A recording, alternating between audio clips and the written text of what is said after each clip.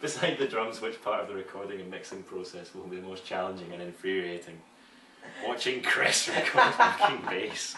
Fuck your bass! He does that big Chewbacca barrel thing.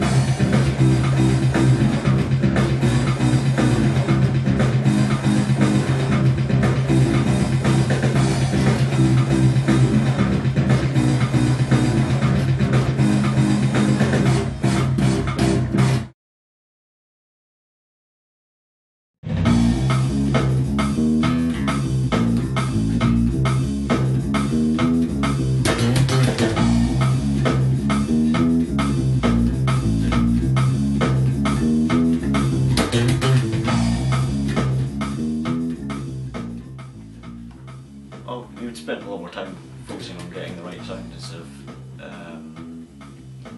just like try to do it in a wonder and just breaking it up and recording each part individually. It's produces much better sound overall. So I don't know, it's quite difficult. It's I kind of lost touch and stuff, but I've been playing mostly classical guitar, so it's kind of similar and keep my fingers kind of active. But I mean, when I go back to bass, it's a completely different instrument at the end of the day. So it's all my calluses are worn down. When I started playing bass, I get really sore hands and stuff, and then coming back to Maelstrom makes it a wee bit difficult because I'm not as well adjusted to playing again. So it's taking a bit of time and getting used to it. But now I'm back in Scotland, so it's a bit better. Get to practice more.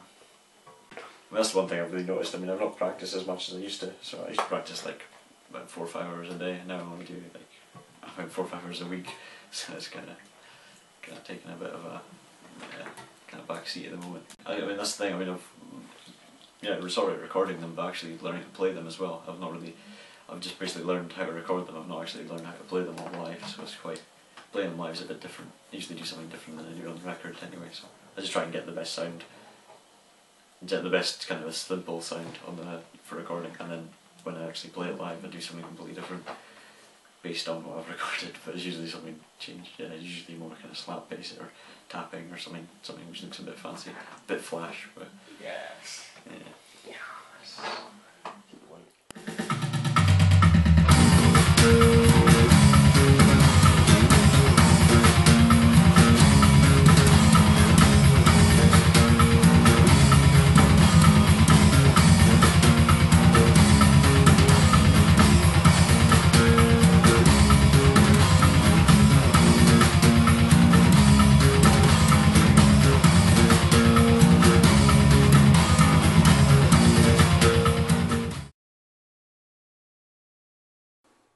Besides drums, which part of recording Chris's bass was the most infuriating part of the recording process? Chris was a beast this time round. The last few songs he did, it was a nightmare. It was terrible. But I mean, this time around he has been really focused, and it has been a bit of a disadvantage. He's been away for quite a while, so he came back and basically learned the songs in just a few weeks. Not only has he learned the songs in a few weeks, but he started making up lots of fancy little tricks. He's just got his new 10-string bass, so he just had to learn to play that. Doesn't have enough fingers, but he's done pretty well. He's come in and he's done the job. I think he's found a sort of a comfortable way of recording. I mean, beforehand he was just recording big long takes and making silly little daft mistakes, and he's a total perfectionist when it comes to things like that. So this time around we're doing it in stages, we're recording it in blocks, so he's able to sort of concentrate on smaller pieces of music, so I think it's better for him that he does that. I don't think I've seen him punch his bass once. Saying that though, it is worth a lot of money. It is brand new, so I'm sure if he Have an old bass. yeah, just yeah, sitting there. just have like a reserve bass just for Out the back.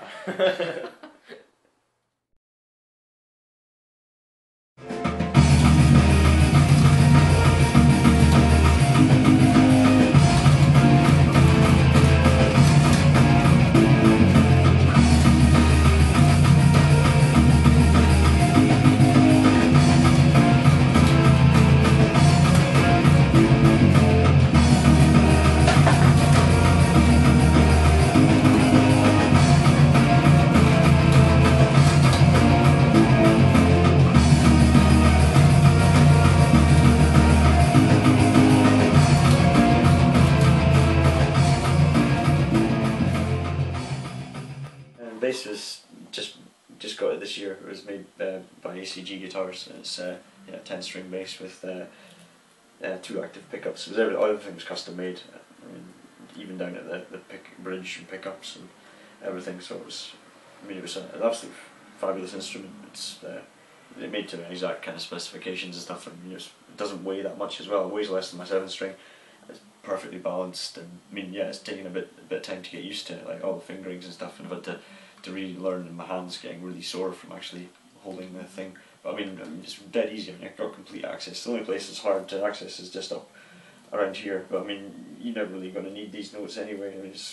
Unless you're wanting to play them, tapping them. But yeah, it's an absolutely amazing instrument, and I feel like I've actually developed me as a player, trying to learn all the actual chord voicings and things to go along with all the extra strings, which really helps. Just learning scales on a 10-string is just bad enough. I used to learn all the, and it was one of my kind of practice things. I used to learn the major scale and put it on all the modes, and then just slide up and down the neck, so I knew where rough notes were. But on this thing, I just get completely lost. There's no kind of usual bass. There's like fret dots and stuff. I know my other ones have got like LED fret markers and kind of other nonsense. But on this it's just like side markers, so I do at times find that I'm having to look a bit extra hard just to actually see where the hell I am on the fretboard. But yeah, it's no problem. I'm not had to restring it yet. I'm kind of dreading that. But yeah, a 7-string was bad enough. It was about 60 quid to restring, but this one's probably going to be, don't even want to imagine yet. I've got 2 sets of strings with it already, so it'll give me a bit of time to learn. I tend to play strings till to destruction anyway, so it's kind of, yeah, I don't think, unless they all break, it'll be fine. But only on my 7-string, the only string I actually broke was when the guitar fell on stage and it put a big dent across the fretboard. It's never been the same. It got rejected after that. It was like a it was like a ginger stepchild. It was just like, I don't want it. I'm just gonna pushed out the way. But, you need to name this bass as well. I don't Give know. it some sort of Needs a sexy name. yeah, sexy lady's name. Rhonda. Rhonda. Gertrude. It's called Gertrude. That's what it's gonna be. It's gonna be Gertrude.